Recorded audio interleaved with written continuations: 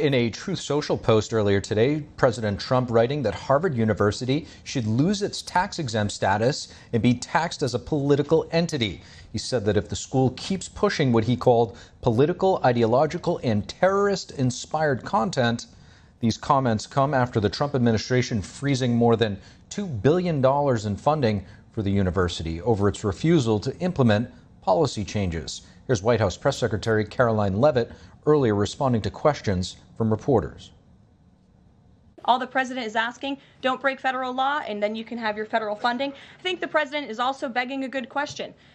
More than $2 billion out the door to Harvard when they have a more than $50 billion endowment. Why are the American taxpayers subsidizing a university that has billions of dollars in the bank already? And we certainly should not be funding a place where such grave anti-Semitism exists.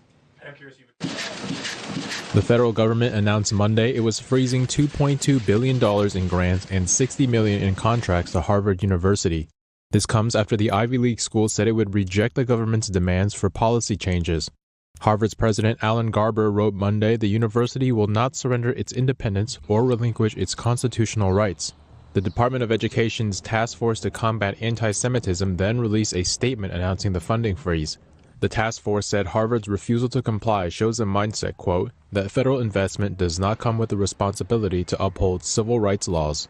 Some of the demands the government made to Harvard and several other prestigious schools include eliminating DEI programs, banning masks at campus protests, and limiting the power held by some faculty members. It also mandates that admissions and hiring processes prioritize merit over race and gender-based criteria. In a letter last week, the Trump administration told Harvard to screen out international applicants deemed, quote, hostile to American values or supportive of terrorism. It also demanded an audit of programs at the school's Center for Middle Eastern Studies to root out any faculty who, quote, discriminated against Jewish or Israeli students or incited students to violate Harvard's rules. Garber's response was that no government should dictate what private universities can teach, who they can admit or hire, and which areas of study and inquiry they can pursue. He said Harvard already made extensive reforms to address anti-Semitism. As early as Friday, the Harvard chapter of the American Association of University Professors filed a lawsuit to block the government from cutting funding, saying a freeze was imminent. Last month, Columbia University received a similar list of demands with nearly $5 billion in funding on the line. Unlike Harvard, it agreed to nearly every demand, though the funds remain frozen at this time. And to discuss the administration blocking funding to universities and Democrats' immigration message, we're happy to have on with us Democratic strategist Josh Lafazan and Republican strategist Chet Love to break it down. Josh Lafazan, Chet Love, great to have you both with us. Thanks for having us. Yeah. Now, the Trump administration has frozen over $2 billion in multi-year grants and contracts to Harvard University. This after its leadership refused to eliminate DEI programs, adopt merit-based hiring, as well as a few other stipulations, amending admission reforms and so on and so forth. Josh, is this the right move for the university to be pushing back against the current administration?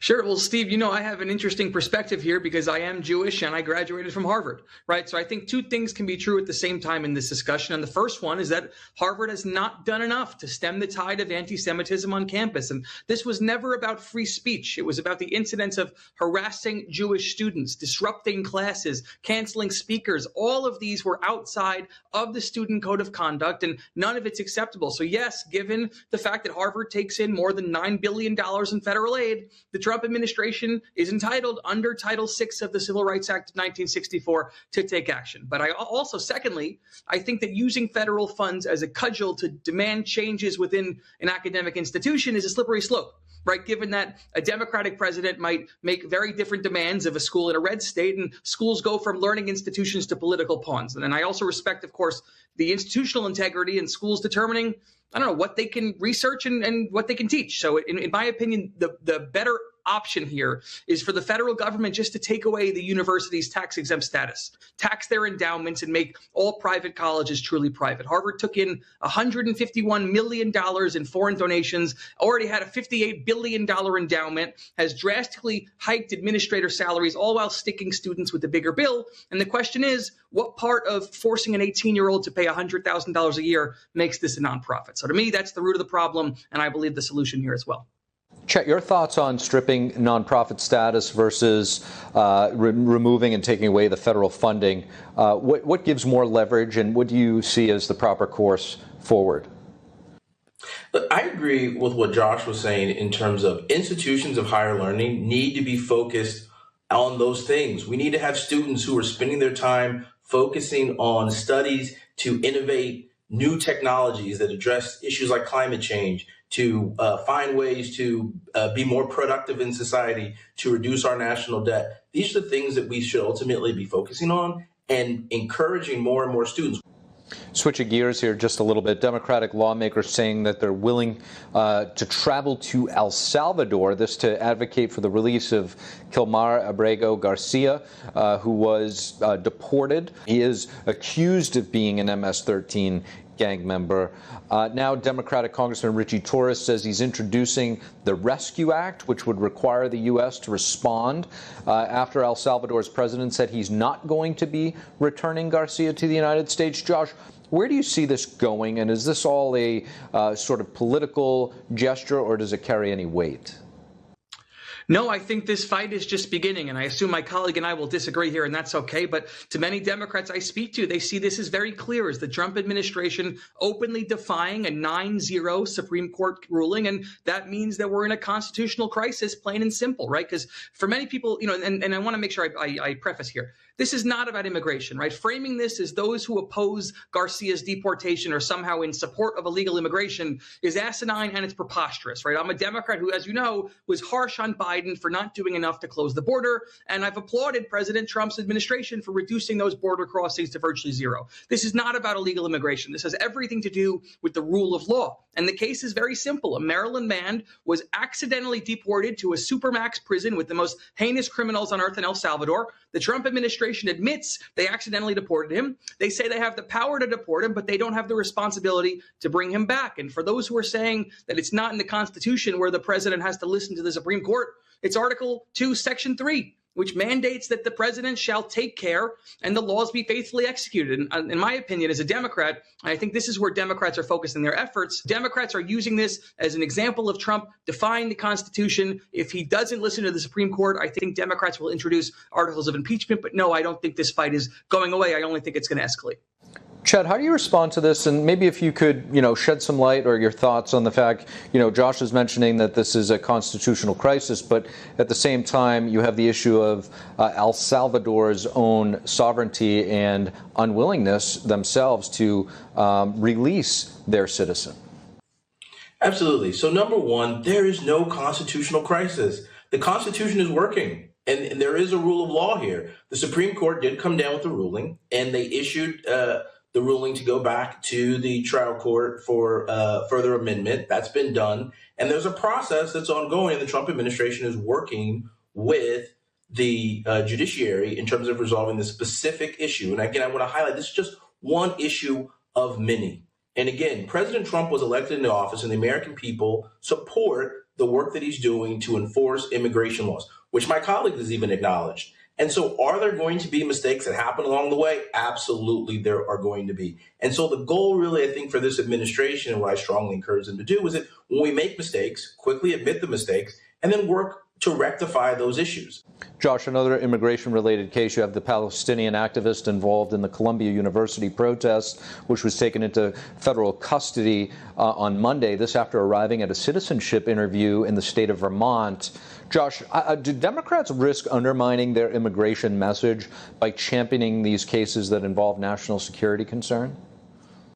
Absolutely. You know, it's Democrats should make clear that we support the rule of law, but choosing to get behind somebody like Mahmoud Khalil, who this is not about freedom of speech. And again, I think Republicans were correct here. This is about somebody who caused havoc on a college campus. There was a janitor who was held hostage, right, breaking property of an institution, threatening Jewish students. None of that is freedom of speech. And certainly, and this is where most of the country is, and I am, right, you have a right to free speech in this country, but being on a student visa, you're here. It's a privilege to be here, and you should be here to study. So I make this point that Democrats risk muddying our message. Democrats should be, in my opinion, saying that this is not a Democrat or Republican fight or an open borders or closed border fight. It's about the rule of law, and most people like me are in the middle. Right? We want violent criminals deported. We want U.S. Customs and Border Protection to have an increased headcount. We want the southern borders sealed up. And most of us also have a reverence for the Constitution and the rule of law. So Khalil is a bad example. But I'd say to my colleagues who say, well, you know, illegal immigrants don't have due process,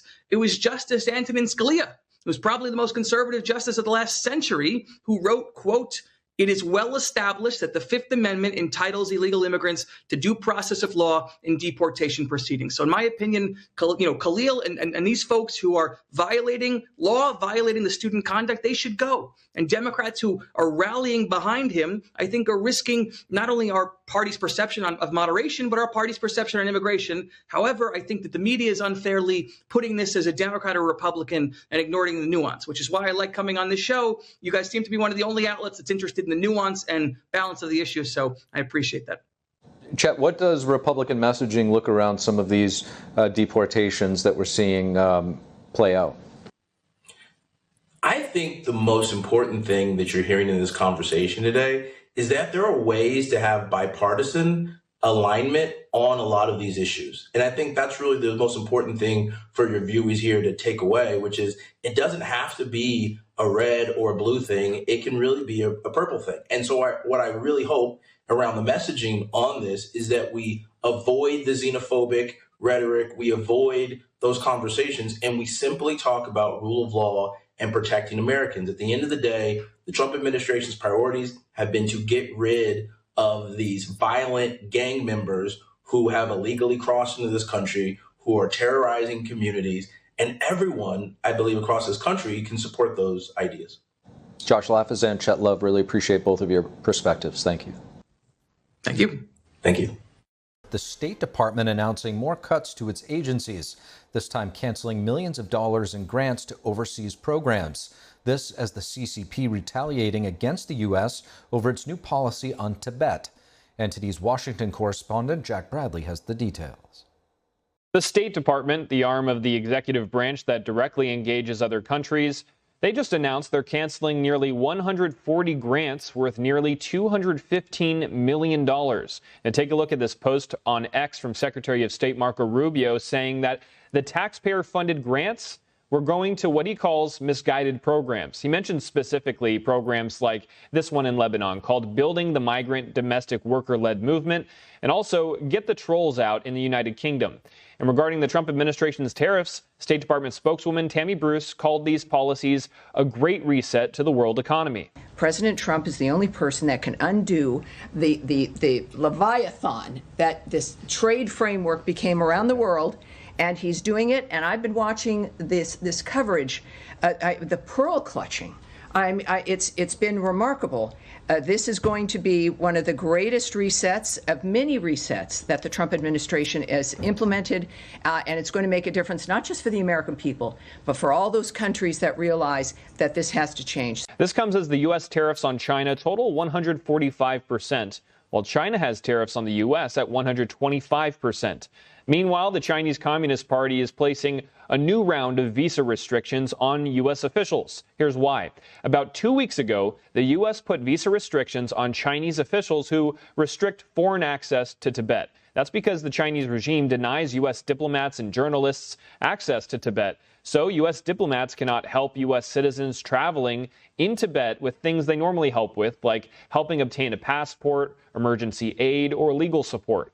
All the while, the U.S. allows Chinese diplomats and journalists broad access in the U.S. According to a 2023 State Department report, U.S. diplomats made 3 requests for official travel to the Tibetan region, but were denied each time.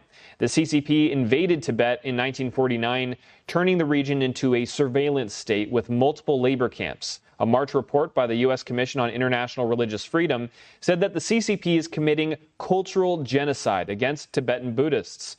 Reporting by Jack Bradley, NTD News.